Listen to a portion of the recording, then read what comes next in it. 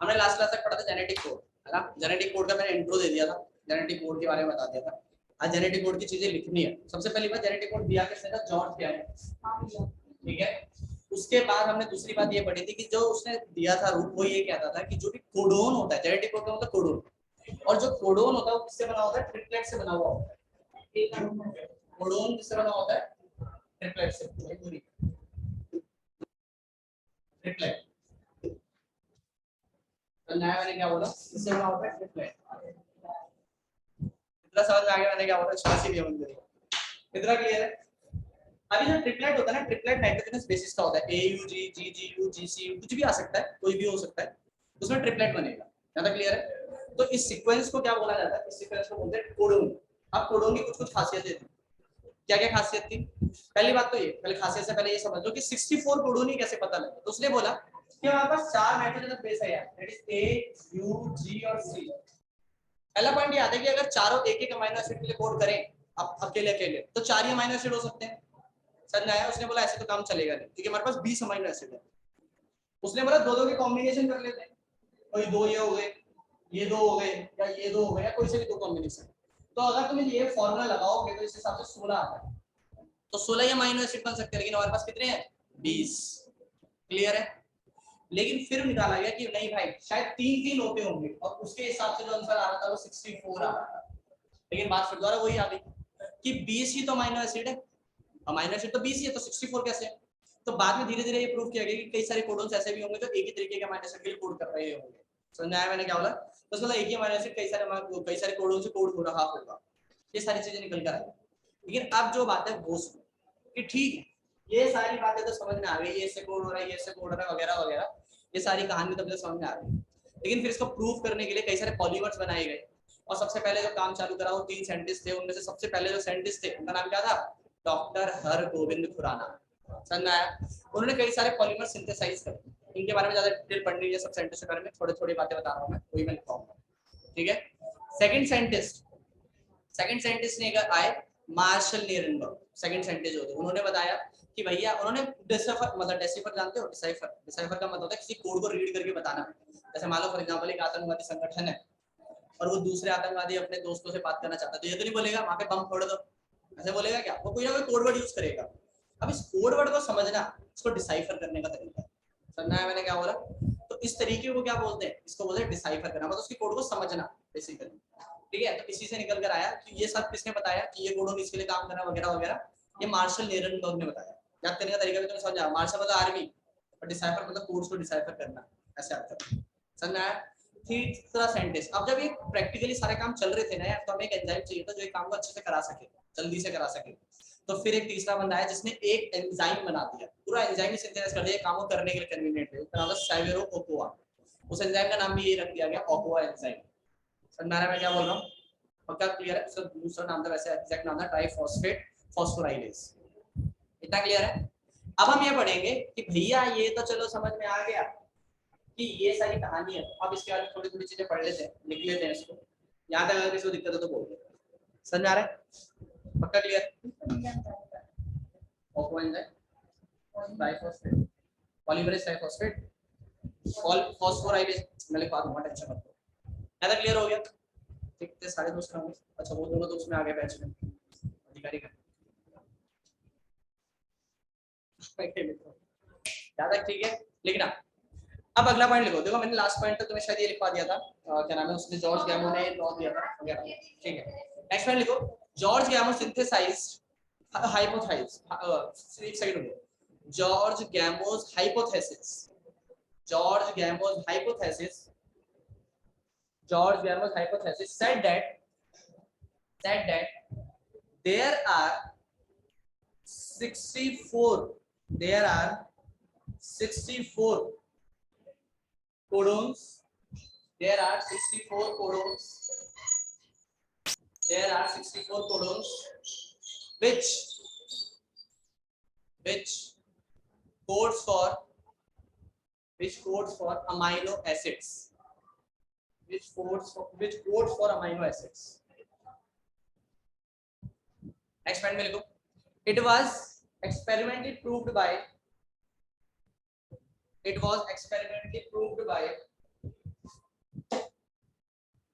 पहला नाम लिखो, साइंटिस्ट का पहला नाम लिखो, इट वाज एक्सपेरिमेंटली प्रूव्ड हुआ है, पहला नाम लिखो। डॉक्टर, स्पेलिंग ये लिखना भाई, मैं लिख रहा हूं यहां पे, लिख रहा हूं स्पेलिंग ये लिखना, doctor Hargobind Khurana, doctor Hargobind Khurana, KHO है, डॉक्टर हरगोविंद खुराना। इनके नाम के आगे एक छोटा सा डैश डालो, पता हाइफन डालो, और इसमें लिखना ही synthesized different polymers, he synthesized different polymers known as, like, known as लिखो या like लिखो, like homopolymer, like homopolymer और copolymer, like homopolymer और copolymer, like homopolymer और copolymer। क्लियर? पक्का समझ में आ गया? Next point, second scientist, Marshall Nirenberg, Marshall Nirenberg, Marshall Nirenberg, yes NCERT में है, मार्शल नीरेनबर्ग, इसमें लिखो आगे, he helped in deciphering इसमें नहीं है, he helped in deciphering codon, he helped in deciphering codon। ऐसे इसने सेल फ्री मीडियम वगैरह बनाए थे, मतलब नीरेनबर्ग ने सेल फ्री मीडियम वगैरह बनाने की मदद करी थी, लेकिन इतना ही छोड़ देते हैं। थर्ड साइंटिस्ट, सेवेरो ऑक्वा, सेवेरो ऑक्वा,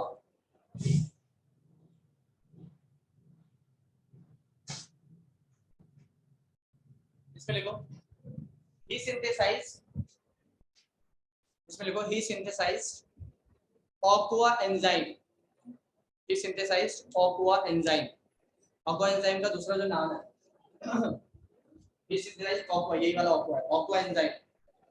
इसमें ब्रैकेट में नाम लिखो polynucleotide phosphorylase, polynucleotide phosphorylase, bracket में डाल दो पॉलीन्यूक्लियोटाइड फॉस्फोराइलेज, फुल स्टॉप। ये दूसरा नाम है, हां, फॉस्फोराइलेज, क्लियर? पॉलीन्यूक्लियोटाइड फॉस्फोराइलेज, खत्म। टॉपिक डालो एक पॉइंट की तरह, प्रॉपर्टीज ऑफ जेनेटिक कोड, ये बहुत इंपॉर्टेंट टॉपिक है। अच्छा, इस इन तीनों सेंटेंस को नोबेल प्राइज बना दें सब कामों के लिए। टॉपिक डालो, properties of genetic code, properties of genetic code, properties of genetic code, देख लिया? पहला पॉइंट लिखो, पहला पॉइंट लिखो, codons are triplet in nature, codons are triplet in nature, codons are triplet in nature.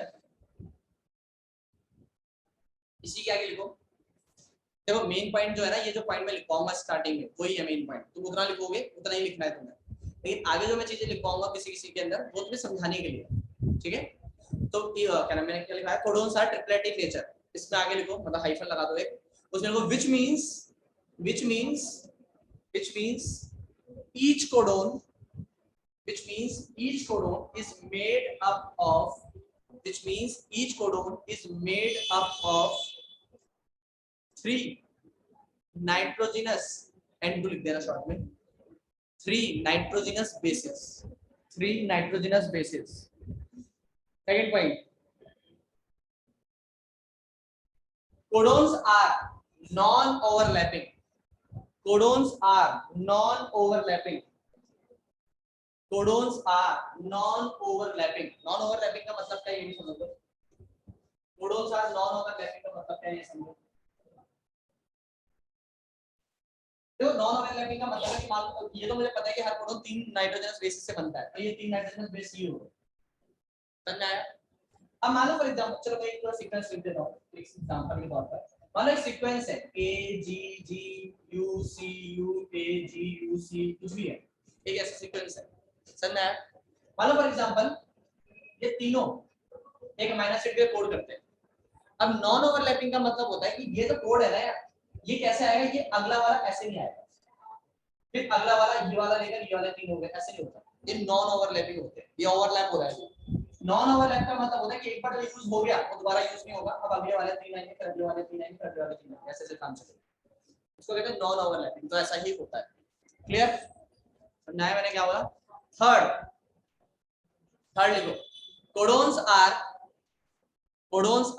Commaless, codons are commaless और without punctuation, codons are commaless और without punctuation, clear. इसका मतलब क्या, तो सुनना जरा ध्यान से, देखो यार ये जो कोडोन्स है ना, मैंने ऐसे रास्ता से बता दिया लगे, ये जो कोडोन्स है इनके पीछे देखो किसी भी तरीके का कॉमा, सेमीकोलन, स्लैश, हाइफन या स्पेस ऐसा कुछ भी नहीं आता, कोई पंक्चुएशन नहीं आएगी, कोई कॉमा नहीं आएगा, कोई डॉट नहीं, कुछ नहीं आएगा, ये इसी तरीके से काम चलेगा बिना इसके, यानी कि स्पेस भी नहीं आएगा, नॉर्मल काम चलता रहेगा, क्लियर है, पक्का clear. Third point, fourth point sir, fourth लिखो, codons are always universal, codons are always universal,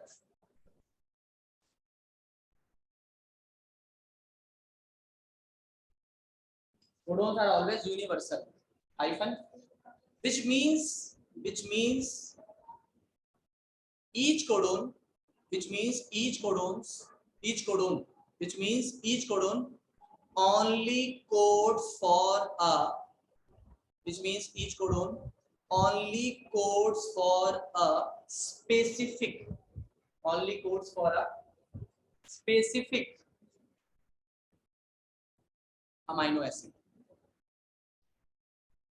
amino acid from bacteria to human, कोई सा भी ऑर्गेनिज्म हो भाई, कोडोन यूनिवर्सल है, उसकी बॉडी में अगर वो कोड कर रहा है उसी एक स्पेसिफिक अमीनो एसिड के लिए, तो मेरी बॉडी में भी उसी के लिए करेगा, किसी और के अंदर भी उसी के लिए करेगा, क्लियर, समझा मैंने क्या बोला।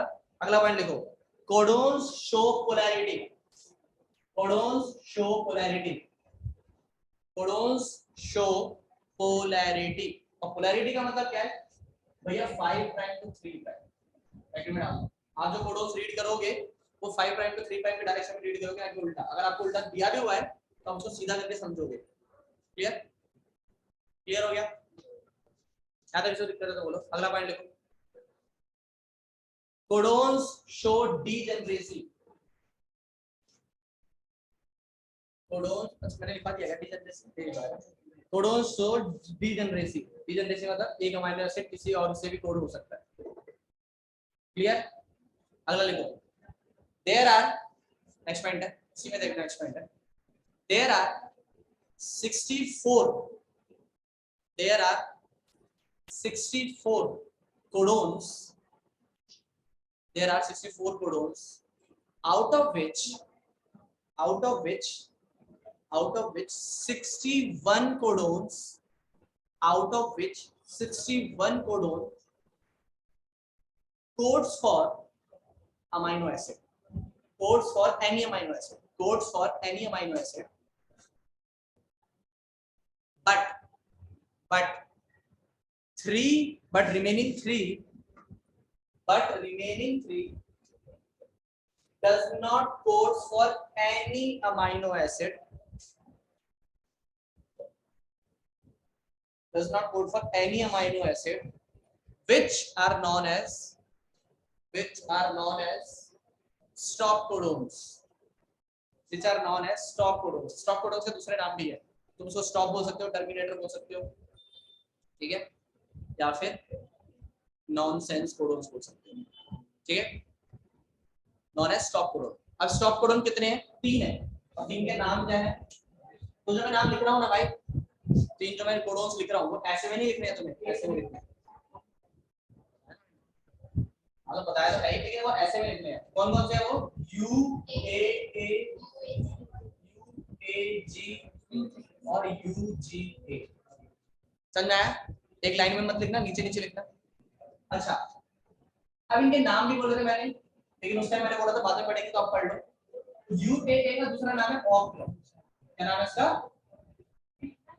हाँ लिखना ऑक्र। इसका नाम है एम्बर, एनसेटिक ये, और इसका नाम है ओपल।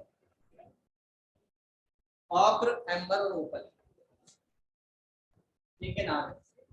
क्योंकि किसी अमाइनो एसिड रिपोर्ट तो कर देंगे तो इनको अलग से नाम दिए गए, ऑक्र, एम्पल और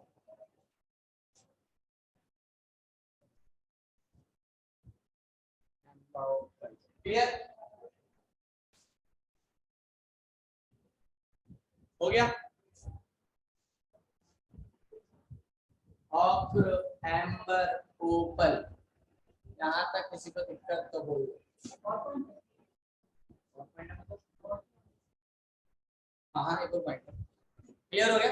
एक और लास्ट पॉइंट लिखो, AUG लिखना, AUG is the codon with dual function. AUG is the codon with dual function, comma it codes for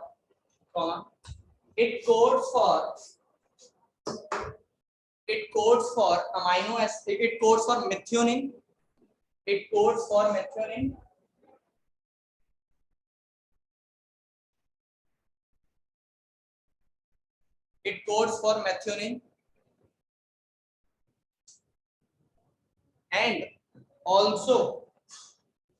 and also acts as initiation codon. चालू स्टार्टर नहीं, इनिशिएशन codon, ठीक है? Initiation codon हो गया clear? ये इसकी properties खत्म। अब हम एक टॉपिक पढ़ेंगे यार, ठीक है, दैट इज ट्रांसलेशन। क्लियर? अब बात ये है, इसके लिए ट्रिक्स बता सकता हूँ मैं याद करने के लिए, लेकिन इसको याद करने की फायदा है नहीं। समझ आया? इनमें जो भी नाम लिखे वो मैं बता सकता हूँ, जैसे HIS का मतलब हिस्टामाइन है, ठीक है, SCR का मतलब सिनाइन है, PHE का SCR का मतलब सिनाइन है, PHE मतलब फिनाइलएलानाइन है, ठीक है, TYR टामिल का टायरोसिन है, वो पूछ लेना। ज्यादा क्लियर है? अब मेरी बात सुन, अब हम पढ़ेंगे ट्रांसलेशन प्रोसेस। देखो ट्रांसलेशन प्रोसेस अब बिल्कुल खत्म हो चुका है, अब तुम्हें अच्छी तरह समझ में, अपने अगर थोड़ा सा दिमाग लगाया होगा तो translation process genetic code last class में जब मैं समझा रहा था वो तुम्हें समझ में आ जाना चाहिए। क्लियर है बात? बस अब अंतर इतना है कि उसको बस एक लॉजिक पॉइंट से समझाया जाएगा, अब एक स्टेप से समझाया जाएगा, प्रोसेस से। समझ आया? और ट्रांसलेशन प्रोसेस याद रखना, मैं समझाऊंगा, लिखवाऊंगा नहीं, उसके स्टेप्स जरूर लिखवाऊंगा कि इसमें कौन कौन से स्टेप्स इन्वॉल्व है, क्योंकि उसको समझाया जा सकता है, लिखवाने में क्या ही पैराग्राफ की तरह लिखवाऊंगा मैं उसको। समझ आया मैंने क्या बोला? क्लियर? लेकिन उससे पहले मैं एक टॉपिक पढ़ा रहा हूँ तुम्हें, एक नाम है जिसका वोबल हाइपोथेसिस। क्या नाम है उसका? Wobble hypothesis. एनसीईआरटी में नहीं है वो, लेकिन फिर भी एक बार के छोटा समझ लो, टाइम भी अपने पास, ठीक है, इसके बाद ये समझ लो। अगले सेशन में मैं सिर्फ ट्रांसलेशन समझाऊंगा, लिखवा दूंगा सब। देखो ट्रांसलेशन हमें बताऊंगा तो तुम्हारे दिमाग में अपने आप आ जाएगा, खाए तो आते ही है, ठीक है, लिखवाना है उसको में। क्लियर? लेकिन ये वोबल हाइपोथेसिस क्या है? तो मैं एग्जांपल को समझाया मैंने क्या बोला, ठीक है? वोबल हाइपोथेसिस में मान लो फॉर एग्जांपल मैं एक एग्जांपल ले लेता हूं, चलो ये लेते हैं।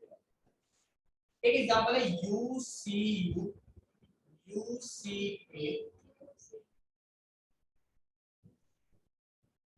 ये पहले तो वोबल का मतलब क्या है? अच्छा एक दिया किसने था, वोबल हाइपोथेसिस दिया किसने था? एक साइंटिस्ट ने जिसका नाम था क्रिक, सेम फ्रांसिस क्रिक ने, समझा, जिन्हें डीएनए वगैरह बताया। क्लियर? वोबल का मतलब होता है कि यार किसी भी चीज को आप आगे पीछे कर दो या फिर क्या नाम है हटा दो, तब भी मतलब सेम निकल कर आता है, मतलब इधर उधर पटक कर दो तब भी समझ में आएगा। तो बेसिक से आता है देखो, पहले समझ लो फिर उसके बाद वोबल हाइपोथेसिस समझ में आएगा। UCU जो है ना ये कोडोन है, और अगर ये कोडोन है तो किसी प्रोटीन के लिए कोड, अमीनो एसिड के लिए कोड करेगा, और UCU कोड करता है सिराइन नाम के अमीनो एसिड के लिए। इसके लिए कोड करता है सिराइन नाम के अमीनो एसिड के लिए। क्लियर? UCA कोड करता है किसके लिए? सिराइन के लिए। बताओ समझ में आया कि नहीं आया?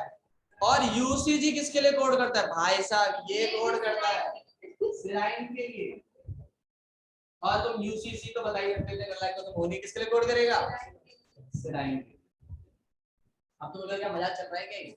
देखो ऐसा हमेशा नहीं होता, यहाँ पे हो रहा है, इसीलिए यहाँ पे वोबल हाइपोथेसिस मैं समझा रहा हूँ, वरना मैं यहाँ पे नहीं समझा रहा।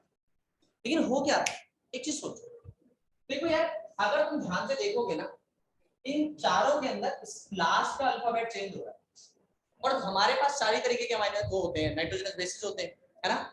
अगर इन चारों में से मैं ये चारों हटा दूं और तुम्हारे सामने सिर्फ यूसी लिख दूं, तीसरा भी मैंने लिखा भी नहीं नाइट्रोजनस बेस, क्या तुम्हें सोचना पड़ेगा कि क्या अमीनो एसिड कोड होने वाला है? तुम्हें पता है सेराइन कोड होने वाला है, क्योंकि चाहे यू आ जाए यूसी के बाद, चाहे यू आ जाए, चाहे यूसी के बाद जी आ जाए, चाहे यूसी के बाद ए आ जाए, चाहे यूसी के बाद सी आ जाए, कोड तो भैया हम सेराइन ही होगा। बताओ समझ में आ रहा है कि नहीं आ रहा? इसी को कहते हैं वोबल हाइपोथेसिस। अब इससे फायदा क्या होता है मैं बताता हूँ, सुनना। तुम्हें याद है यार, हमने जब टीआरएनए पढ़ा था, उसके नीचे की तरफ एंटीकोडोन साइट थी, जिसमें मैं ये बता रहा था कि भैया एक तरफ से डीएनए सॉरी टीआरएनए ऊपर से रीड करता रहता है और इधर से आरएनए बढ़ता रहता है। कौन सा आरएनए? एमआरएनए, मैसेज जो लेकर आया डीएनए से। तो ये ऊपर से टीआरएनए क्या करता है? रीड करता रहता है, यहाँ से आगे बढ़ता है, रीड करता है, यहाँ से अमीनो एसिड निकाल देता है, फिर और आगे बढ़ेगा, रीड करेगा, यहाँ से अमीनो एसिड निकाल देगा, और आगे बढ़ेगा, यहाँ से रीड करेगा, अमीनो एसिड निकाल देगा, और आगे बढ़ेगा, रीड करेगा, अमीनो एसिड, और यहाँ पे जो अमीनो एसिड बन रहे हैं वो जुड़ते जुड़ते जुड़ते जुड़ते बड़े बड़े होते जाते हैं और उससे प्रोटीन बन जाता है। ये चेन तब तक बढ़ती रहेगी आगे, उसको रीड करके तब तक काम चलता रहेगा जब तक स्टॉप कोडोन नहीं आ जाता। यही तो है ट्रांसलेशन, जो अगले सेशन में बताता मैं, है ना? लेकिन अभी के लिए ये समझो, सुनो। अब यहाँ पर 3 एंटीकोडोन साइट्स है, यहाँ पे क्या है? 3 एंटीकोडोन है। मान लो फॉर एग्जांपल इसका 3 रीड करेगा, ऑब्वियस सी बात है, लेकिन अगर वो 2 रीड करे, तीसरा भी करने वाला है, और पहले 2 यू और सी बन जाए, तो तीसरा रीड तो करेगा, ऐसा नहीं छोड़ देगा, लेकिन रीड करते समय दिमाग लगाएगा। क्यों लगाएगा भाई? उसको पता है अगर पहला यू है और दूसरा सी है तो तीसरा कुछ भी हो सिराई नहीं कोड करना है। समझ में आया? इसलिए मैं क्या बोल रहा हूँ, इसलिए वो रीड तो करता है, लेकिन रीड करने के बाद जो दिमाग लगाता था कि इससे क्या बनेगा, वो दिमाग नहीं लगाएगा। इससे उसका टाइम बचेगा, पैसा बचेगा, पैसा का मतलब एनर्जी बचेगी। बताओ समझ में आएगा? तो इससे काम इकोनॉमिक हो जाता है। बताओ मैं गलत बोल रहा हूँ तो? भाई अगर 3 बंदों को रीड करना है, पहले 2 बंदे अगर यू सी हैं, बाद में चाहे कोई भी हो आएगा सिराई नहीं, तो तीसरे को रीड करने के लिए दिमाग क्यों लगाना है भाई? चाहे आप यू लगा दो, चाहे आप जी लगा दो, ए लगा दो, जी लगा दो, चाहे सी लगा दो, आएगा तो सिराई नहीं। स्टार्टिंग में 2 रीड करने से उसको ये बात पता लग जाए। हमेशा ऐसा नहीं होता, वो बात अलग है, लेकिन नॉर्मली तुम्हें समझ में आ रहा हो। बताओ समझ में आया कि नहीं आया? क्लियर है? पक्का समझ आएगा? इसको वोबल हाइपोथेसिस, लेकिन इसमें ज्यादा दिमाग लगाने की जरूरत थी नहीं, लेकिन इसको मैं लिखवा भी नहीं रहा। अगली क्लास का अगला टॉपिक क्या है? ट्रांसलेशन। खत्म। समझ में आया? अब ये चैप्टर जो बचा है ना यार, आज हम ट्रांसलेशन खत्म करेंगे, आज ये खत्म हो जाएगा। अब अगली क्लास में मैं जीन म्यूटेशन स्टार्ट कराऊंगा, ठीक है? अगर आज टाइम बचा तो मैं म्यूटेशन उसमें भी करा दूंगा, ठीक है? इसी सेशन में कर देंगे ट्रांसलेशन भी, अभी टाइमर तो आए नहीं, 10 मिनट में हो जाएगा, ठीक है? उसके बाद फिर हमारे पास 2-3 टॉपिक बचेंगे। एक हमारे पास बचेगा जीन म्यूटेशन, उसमें एक क्लास लगेगी, मतलब है तो थोड़ी छोटी क्लास है लेकिन लिखवाने में टाइम लगेगा। दूसरा एक है टॉपिक हमारे पास लैक ऑपेरॉन। क्या टॉपिक है? लैक ऑपेरॉन, ठीक है? वो समझने वाला टॉपिक है, थोड़ा भारी भरकम टॉपिक है। और एक और टॉपिक है जिसका नाम है, मतलब वो 2 टॉपिक साथ एक ही दिन में हो जाएंगे, वो that is HGP, that is human genome project. और लास्ट टॉपिक सेकंड, मतलब जो लास्ट टॉपिक वो है डीएनए फिंगरप्रिंटिंग। समझ आ रहा है मैं क्या बोल रहा हूँ? हो जाएगा वो, लेकिन इंपॉर्टेंट बात ये है कि तुम्हें यहाँ तक समझ में आ रहा है? पक्का क्लियर है? चलो अब बढ़ते हैं ट्रांसलेशन की तरफ। देखो ट्रांसलेशन प्रोसेस बहुत ज्यादा आसान है, बच्चों वाला पॉइंट है, तुम्हें पहले से ही पता है सब कुछ, बस अब वो पॉइंट मैं जोड़ूंगा। मुझे ये बताओ, हमारे पास कितने तरीके के आरएनए होते हैं? कितने तरीके के आरएनए? टाइप्स ऑफ आरएनए तो मैंने टॉपिक पढ़ाया था, मैंने पढ़ा था वाला टॉपिक। बोलना भी जल्दी जल्दी। मैंने पढ़ा था, अभी बताया। जो जिन्होंने पढ़ा था उनको नहीं पता, उनको पूछा जाए। आरएनए, टीआरएनए और एमआरएनए। एम अबे एम है, एन बोल रही हूं मैं। एम है, एम आ गया। आपको एन लग रहा था, नहीं तो हां लग रहा था। कोई बात नहीं, चश्मे का नंबर चेक कराइए वाले ऐसे, मैं दुकान बता दूंगा। इधर देखो, इधर देखो, ज्यादा क्लियर है? ज्यादा समझ में आ गया? अब मेरी बात सुनो। देखो तुम्हें मैंने अच्छी तरह बताया था उस टाइम पर कि एक प्रोजेक्ट करना है और 3 दोस्त हैं। उसमें जो एक दोस्त है वो कहता मेरे घर पे कर लो यार, उसका नाम क्या था? RRNA, जिसके पास 2 रूम थे, एक स्मॉलर सब यूनिट, एक लार्जर सब यूनिट।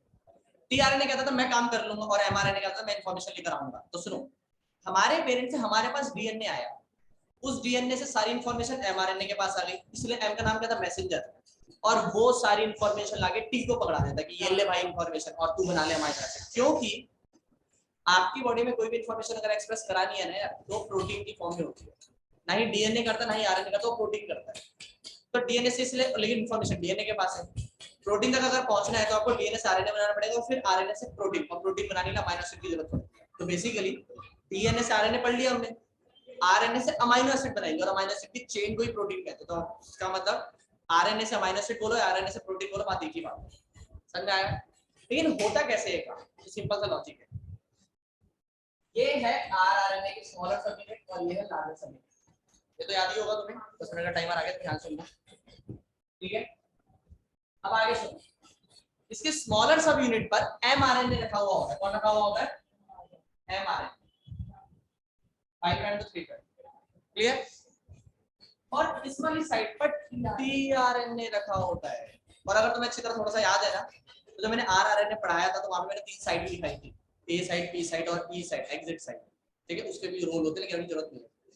तो मान लो फॉर एग्जांपल यहाँ पे tRNA यहाँ पे रखा होगा लार्जर सब यूनिट पर। अब tRNA क्या करता है, याद होगा तुम्हें, उसकी नीचे की तरफ एक एंटीकोडोन साइट थी, याद आ रहा है? एक लूप था नीचे, एंटीकोडोन लूप। तुम्हें tRNA का स्ट्रक्चर याद है? मैं जरा बना रहा हूं, ध्यान से देखना। tRNA का स्ट्रक्चर ऐसा था ना,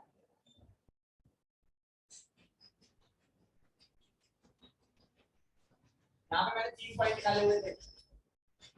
3 क्यों निकाले थे ये? क्योंकि नीचे से 3 एंटीकोडोन को रीड करेगा। तो ये एंटीकोडोन साइट थी, इन दोनों का जरूरत है नहीं। यहाँ पे एक और साइट थी, वेरिएबल लूप, इसका नाम क्या था? वेरिएबल ब्रांच, इसका नाम क्या था? DHU लूप, इसका नाम था T5C। लेकिन इन दोनों की जरूरत नहीं। लेकिन यहाँ पे इंपॉर्टेंट बात ये है, ये 5 प्राइम था, ये 3 प्राइम था, और यहाँ पे ACC, याद है? और ये जो 3 प्राइम वाली साइड जो है, इसको बोलते थे एमिनो एसिड सिंथेसिस साइट। तो यहाँ पर mRNA जो है यहाँ से धीरे-धीरे करके आगे बढ़ेगा, इसके 3 को रीड करेगा, यहाँ से अमीनो एसिड बना देगा, फिर आगे बढ़ेगा, 3 को रीड करेगा, अमीनो एसिड बना देगा, आगे बढ़ेगा, 3 को रीड करेगा, फिर अमीनो एसिड बना देगा। ऐसे करते-करते काम चलता रहेगा। कब तक?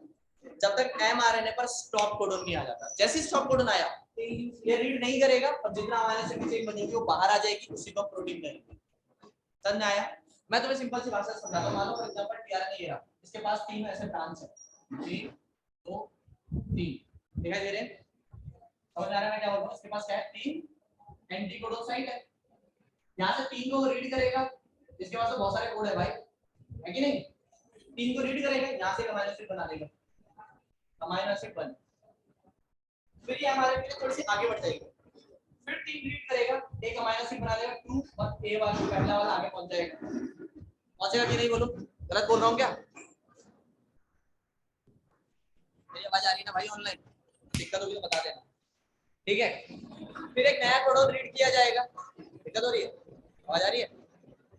ये नया कोडन रीड किया जाएगा, A1 ए ये वाला आगे बढ़ जाएगा, ये वाला आगे बढ़ जाएगा, तीसरा नया आ जाएगा, यहाँ पे तीसरा आ जाएगा, यहाँ पे दूसरा आ जाएगा, ए पहला वाला आगे बढ़ जाएगा।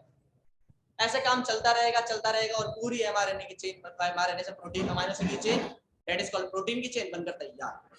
बताओ समझ में आया? ट्रांसलेशन ये क्या? हाँ तो ये तो पहले ही पढ़ा ही दिया, वो तो मैं कह रहा तुम जो मैं बताऊंगा तो तुम बोलोगे पहले से पढ़ा हुआ है, मैं बोला तो था भी। क्लियर? फटाफट से टॉपिक डाल दो, इसी पॉइंट में खत्म कर लेते हैं ताकि अगले सेशन में, अगला सेशन लूं, देखते हैं। टॉपिक डालो ट्रांसलेशन, अगला सेशन लेने का फायदा है नहीं क्योंकि मैं सारे टॉपिक अगली क्लास में ही कराऊंगा। ऐसे ट्रांसलेशन टॉपिक डालो, इसे लिखो, the process of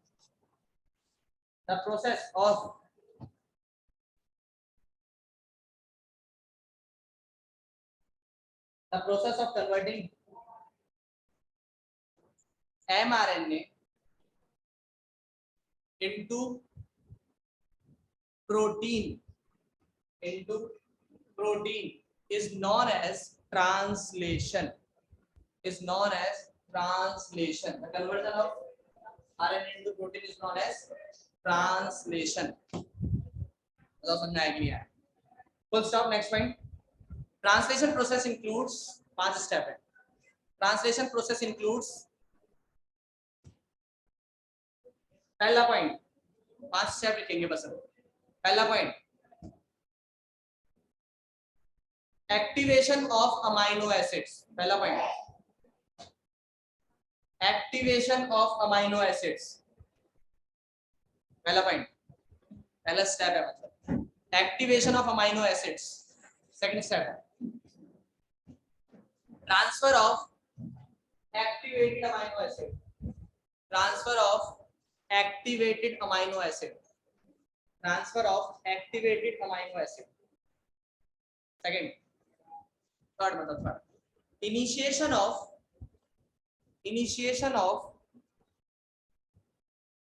polypeptide chain, initiation of polypeptide, polypeptide का मतलब पता है ना, protein. Initiation of polypeptide chain, उसको पॉलीपेप्टाइड पता है क्यों बोलते हैं? सिंपल सी बात ये है कि एक अमाइनो एसिड है, दूसरा अमाइनो एसिड है, उसको आपस में बॉन्ड बनाना है, ठीक है, तो इसको लॉस होता है, और इनके बीच के बॉन्ड को कहते हैं पेप्टाइड। तो अमाइनो एसिड के बीच का जो बॉन्ड होता है उसको कहते हैं पेप्टाइड। लेकिन जो प्रोटीन है वो बहुत सारे अमाइनो एसिड से बनता है, तो बहुत सारे पेप्टाइड, तो इट इज पॉलीपेप्टाइड। ठीक है, तो मैंने कौन सा पॉइंट लिखा है अभी? Initiation of polypeptide chain. Third, fourth लिखो इलोंगेशन। अब बनना चालू हो गया तो अब इलोंगेट होगी, ये तो पढ़ते थे हम, इनिशिएशन, इलोंगेशन, टर्मिनेशन। तो इनिशिएशन ऑफ पॉलीपेप्टाइड चेन से अगला पॉइंट होगा इलोंगेशन ऑफ पॉलीपेप्टाइड चेन, और लास्ट क्या हो जाएगा? Termination of polypeptide chain. और आरएनए से प्रोटीन बनकर चेन तैयार। और अब हम क्या पढ़ेंगे? म्यूटेशन। अगला जो टॉपिक है ना म्यूटेशन, वो मैं वैसे भी नहीं कर पाऊंगा, ठीक है। अगर तुम्हें अगले सेशन में कोई फायदा है नहीं वैसे, ठीक है। अगर किसी को कुछ पूछना है तो पूछ लो, अगर किसी को कोई ज्यादा डाउट है तो फिर मैं अगला सेशन ले सकता हूँ, वरना कोई फायदा है नहीं। पूछो, बताओ, बिना मुझे क्लास खींच के फायदा नहीं है। ज्यादा किसी को कोई दिक्कत है तो बोल दो। इस बार तो आ रहे हैं हाफ ईयर तो कल परसों ही है, 6 अक्टूबर। 7 चैप्टर तो 12वें तक आ रहे हैं ना, उसमें से 9वां चैप्टर तो डिलीटेड है, ठीक है। और क्या नाम है, 7वें तक मैं करा दूंगा, ठीक है। बच्चा कौन सा? 8th चैप्टर बचा, मैं अपने आराम से करा रहा हूँ, ठीक है। 8th चैप्टर और 10th चैप्टर, 8th और 10th मतलब 8 थोड़ा लंबा है लेकिन बहुत जल्दी हो जाएगा। ये चैप्टर मतलब हमारे जो 2 चैप्टर लंबे थे ना, चैप्टर नंबर 5 और 6 वो हो चुके हैं। चैप्टर नंबर 11 12 थोड़ा टाइम लेंगे, लेकिन इन दोनों से कम लेंगे, बहुत छोटे छोटे चैप्टर। हाँ यही तो है भाई। मैं जब संडे को नॉर्मली क्लास नहीं लेता हूँ, मैं ले सकता हूँ अगर तुम्हारा टाइम सुटेबल होगा और सुबह के टाइम पर होगा, कोई दिक्कत नहीं है,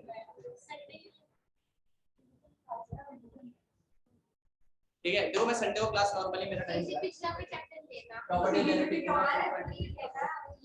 यार, प्रॉपर्टी का 5th पॉइंट और 4th पॉइंट क्या था? जेनेटिक कोड का 4th और 5th पॉइंट, अरे जेनेटिक कोड का मैं बता रहा हूँ, तब तक समझो कि मैं संडे को नॉर्मली क्लास इसलिए लेता हूँ क्योंकि वो पूरा दिक्कत करता है और तुम्हारे साथ टाइम की दिक्कत होती है मुझे, ठीक है। लेकिन अगर लेना, हाँ मैं सुबह ले सकता हूँ मैं, लेकिन रात को मतलब शाम की क्लास नहीं हो सकता संडे को। 4th पॉइंट का codons are always universal, codons are always universal. और 5th पॉइंट था कोडोन्स शो पोलैरिटी, और पोलैरिटी के ब्रैकेट में डाल दिया 5 प्राइम और 3 प्राइम, ठीक है। तो कोडोन्स आर ऑलवेज यूनिवर्सल का मतलब होता है कि अगर मेरी बॉडी में अगर उसके लिए कोड कर रहा है तो दूसरे की बॉडी में उसी के लिए कोड कर रहा है। डेफिनेशन मैंने ये लिखाई थी, which means each codon only codes for a specific amino acid from bacteria to human, हर किसी और खत्म।